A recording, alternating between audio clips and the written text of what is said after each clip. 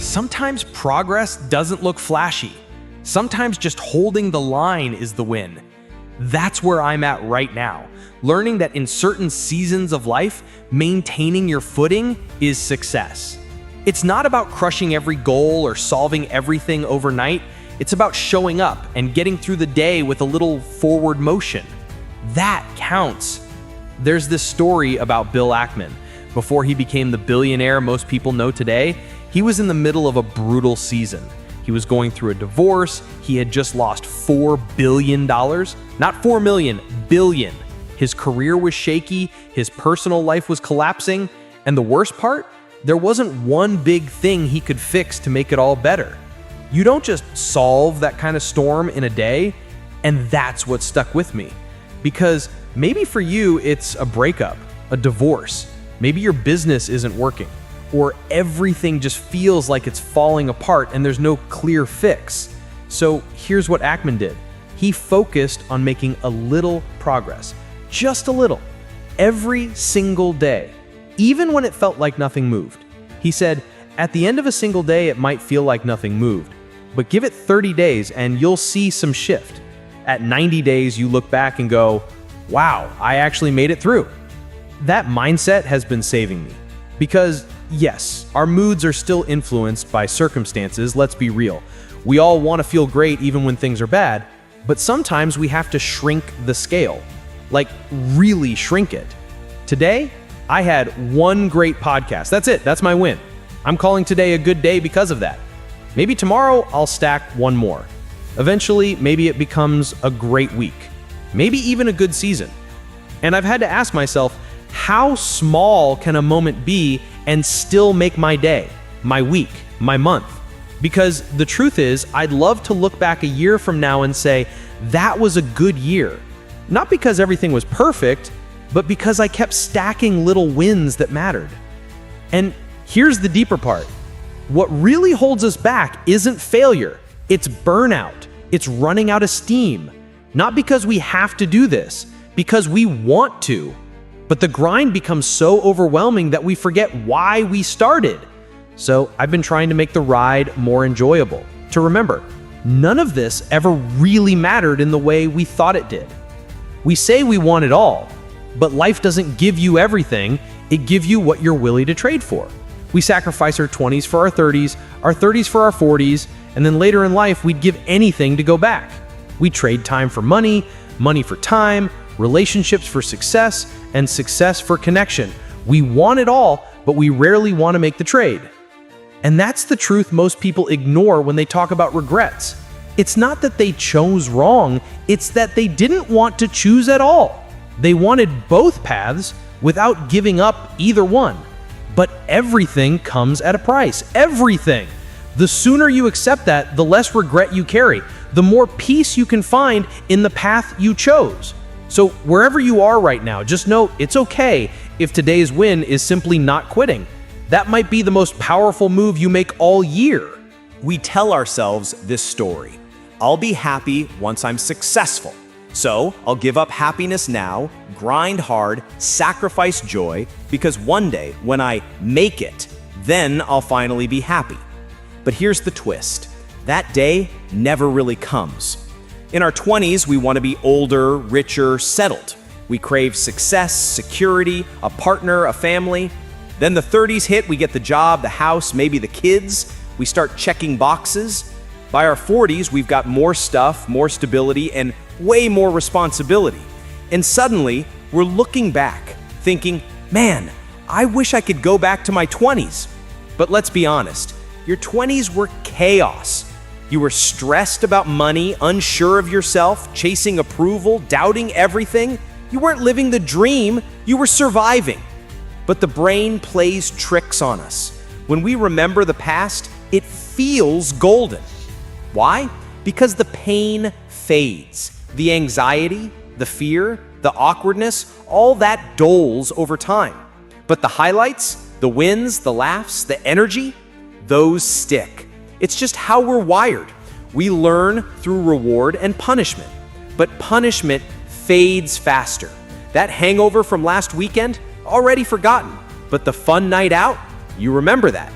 That toxic relationship? You broke up for a reason, but now all you think about are the good times. And that's the trap. We romanticize the past and resent the present. We think we're missing something, when in reality, this moment, right now, is the only thing we ever truly get to live. I've spent a ton of mental energy learning to accept discomfort without labeling it wrong. Feeling off doesn't mean something's broken. Feeling lost doesn't mean you failed. Sometimes it's just part of being human. And that's freed me up in a huge way to stop chasing perfect moments and start owning real ones.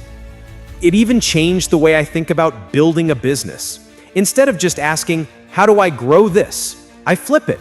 I ask, how could I destroy this in the fastest way possible? List out all the self-sabotaging moves and then do the opposite. It's a framework from Charlie Munger, and it's changed the game for me. Sometimes the most obvious wins are hidden behind the most obvious mistakes we didn't make. So here's my roadmap now. 1. Decide what you actually want. 2.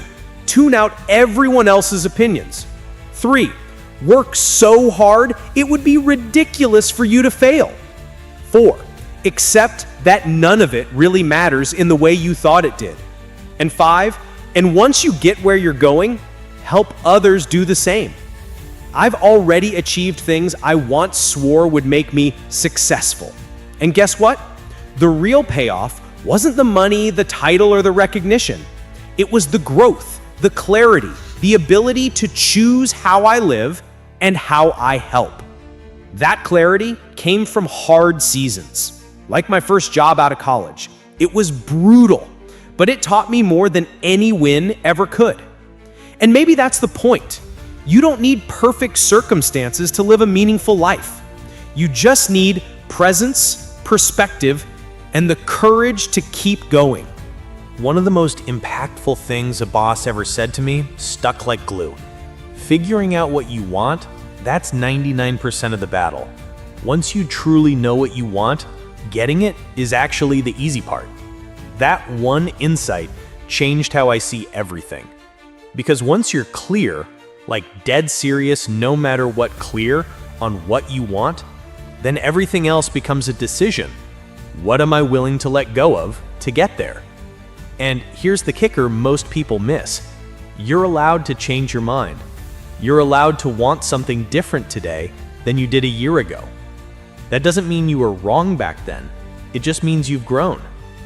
And that mindset, giving myself full permission to pivot, has let me make bold changes in my life and business that others might hesitate on for years. Why?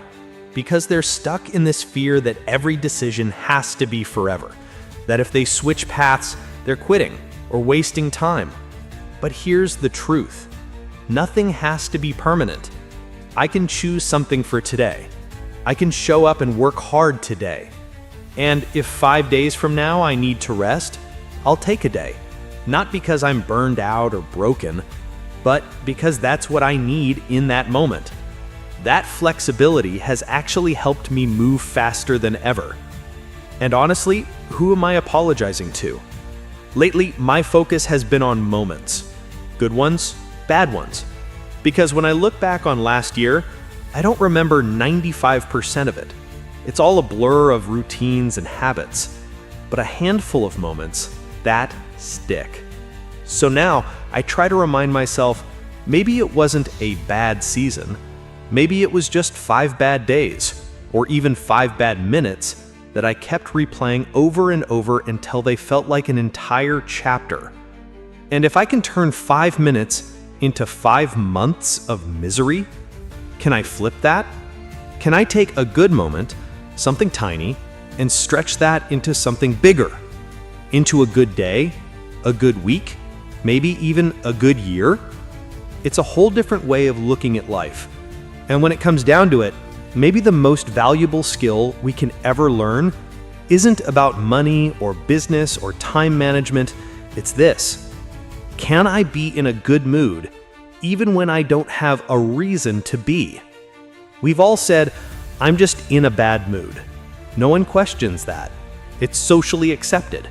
So why can't we flip it and say, I'm in a good mood, just because? Sure, gratitude helps. It's a great practice. But do I need something to go right to feel good? Because I've been in bad moods with no cause plenty of times. So I've been experimenting with the opposite. Just choosing to feel good, even without a list of wins to justify it. And it's weirdly freeing. I've also been rethinking the way we chase goals. We're so focused on the next big thing. When I make the money, when I find the right person, when I finally get there. But that kind of thinking holds your happiness hostage to some future milestone. And even if you do hit the goal, that forever joy you imagined never feels quite like you thought. So now I focus on what I can control. If I can predict what behaviors give me the best chance of hitting a goal, then I focus on those. And I simplify it down. More of the good inputs, fewer of the bad ones. Rinse and repeat. Beyond that, I don't owe the past anything unless it's helping me shape my next move. Because ultimately, life isn't about waiting until you've got it all. It's about realizing you can live fully right now as the journey unfolds. We tend to put our happiness on hold, like we're waiting for something big to happen before we allow ourselves to feel good. But what if the big thing is actually something small? What if that little win today is the thing worth celebrating? Here's another tough truth. People will only root for you at 2 points in your journey. At the start, when you're no threat to anyone, and at the end, once you've succeeded, and they can say, I knew you could do it. But the part where you need support the most, the long, lonely, exhausting middle, that's when the cheers go quiet. The middle is where dreams die. It's also where real winners are made. See, early on, people will be excited for you because you're trying something. They'll say, that's so cool, I'm proud of you. But deep down, that's because at that moment, you're not a threat. You're below them on the status ladder. So your growth feels safe. It's cute, encouraging. Then, something shifts. You get a little traction. You start to win. And suddenly, that encouragement fades. They stop clapping. They start doubting, or worse, talking.